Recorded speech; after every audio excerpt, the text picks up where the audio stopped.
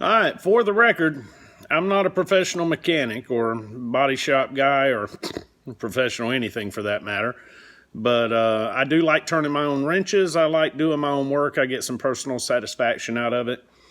Anytime that I have questions that are beyond my abilities, I try to consult people who have way more knowledge than I do. My viewpoint is this: as long as it's safe and it works, it ain't necessarily wrong.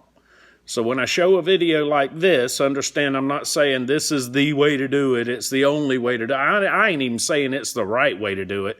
All I'm saying is it's the way I did it.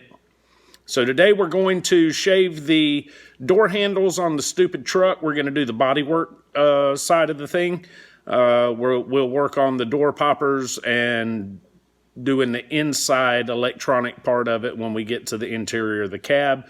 But for right now, we're going to shave some door handles. This is how I did it.